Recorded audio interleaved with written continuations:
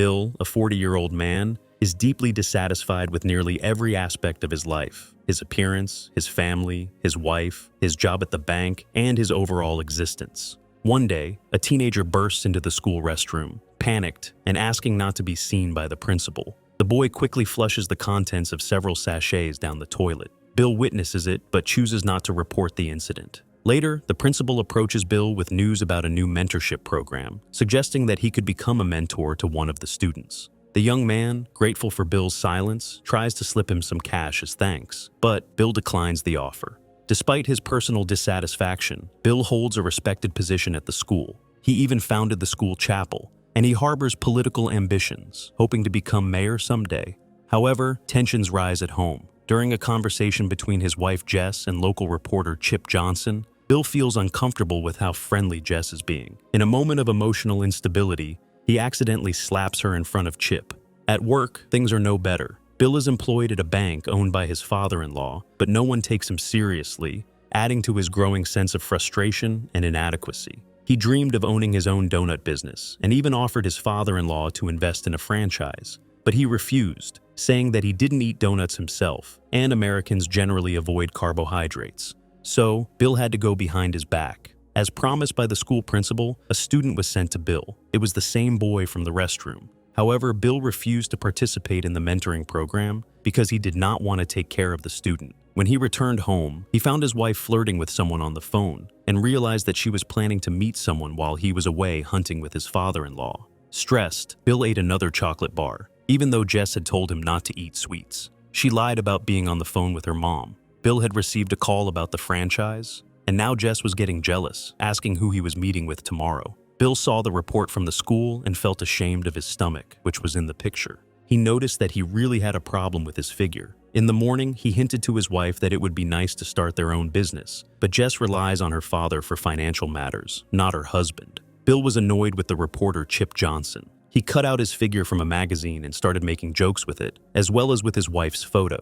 Jess did not appreciate the joke and told him that 3 school children were waiting for him downstairs, and he had to walk them through the school. Disgruntled, Bill showed the children the hallway and went to a business meeting. The franchise owners, the Whitmans, approved the deal, but wanted to meet with Bill's wife because she also owned the money he planned to use to open the business. It turned out that everyone in town knew and respected Bill's older brother. He asked why he didn't tell his father-in-law that he didn't like hunting. Bill explained that he had to pretend because his father-in-law paid all his bills. Before the hunt, Bill installed a camera in his bedroom. 2 school children were also taken along for the hunt, although Bill didn't like it. When the dog refused to fetch the duck, Bill had to drag it. Upon returning home, he immediately ran to the camera and hid it under his jacket. However, what he saw on the tape shocked him. Jess was indeed cheating on him with Chip, and even mocked her husband. Angry, Bill wondered who to punish first, Chip or Jess. He burst into the kitchen and showed his wife the camera, but she brazenly declared that it was forbidden to interfere with private life. She even demanded that he hand over the tape.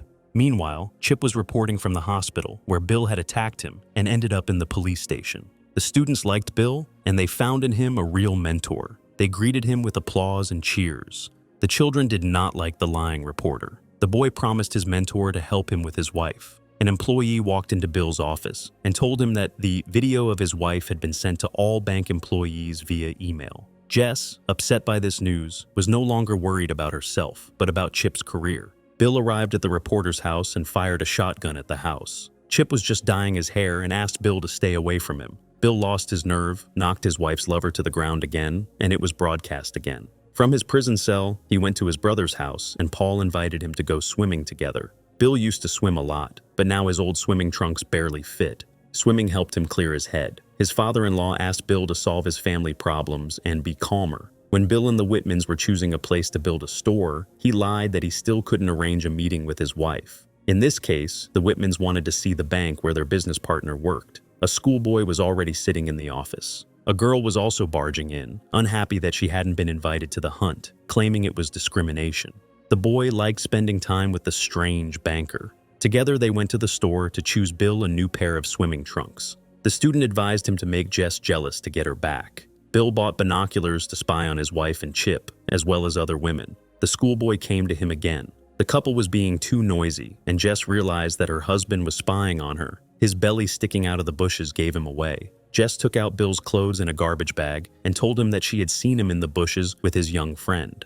Bill decided to dye his hair too, if Jess liked that kind of thing. He continued to swim, and even in the pool, the schoolboy kept up with him. Looking at himself in the mirror, Bill decided to get rid of the hair on his chest. And then something unexpected happened. When he opened a chocolate bar, he didn't eat it, but threw it in the trash along with the rest of his sweets. Now, Bill was going to update his wardrobe. A young friend offered to find him a girlfriend to help make his wife jealous. The guy was ready to pay Lucy $100 to play the role of a mistress. Lucy hesitated, especially since she said it was Bill's fault. Finally, Bill found some clothes that didn't make him look bad. Refreshed, he came to Jess and gave her a gift. Today they had a family dinner, but Bill immediately lost his appetite when his mother-in-law told him that the sauce was made from acorns. Suddenly, Bill almost broke a tooth. Suddenly, John, Jess's brother, started shouting and said that Bill was an ungrateful person. They had given him everything, even a position to work in their family bank. Jess suddenly stood up for her husband. Her father-in-law announced that he was running for mayor and asked everyone to behave properly from now on. He didn't know that a video of his daughter was circulating online and that it was made by his son-in-law. Bill invited his wife for a cup of coffee. Lucy, who had already agreed to play the role of the mistress, approached them and began to flirt with her husband. Then Bill suddenly started talking about how profitable the donut franchise was, but his wife was more concerned about the video that millions of people had already watched. Chip was waiting for Jess outside the house. She wondered how Lucy was feeling. Bill continued to go to the pool, and he even awakened his competitive spirit.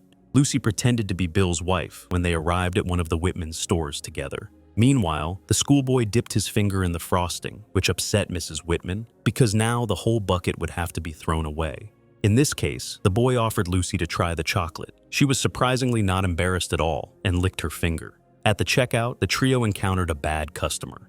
Meanwhile, Bill's father-in-law entrusted him with setting off fireworks at the family picnic, and he and his young friends went to buy them. After that, they went to the store and started having fun. Paul liked Bill the loser much better, and now he didn't really want him in his house. So, Bill decided to spend the night in the yard in a tent. Bill seemed to like being fat, and this time he wanted to shave his arms and legs. Jess looked into Bill's office and was upset to see Lucy there. She wanted to invite her husband out, but changed her mind. The teenager suggested that Bill have a party in a tent. Lucy invited her friend, and everyone got drunk. The friend decided to show off her body and invited Bill to check it out.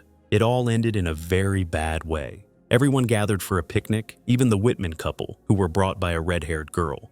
Chip also came there. Bill was forbidden to come within 50 meters of him, so the guards dragged him to the parking lot. Bill wanted to drive around the area, but because of the ducks that came out onto the road, he had an accident. As soon as Bill got out of the car, fireworks started going off, ruining the picnic and attracting everyone's attention.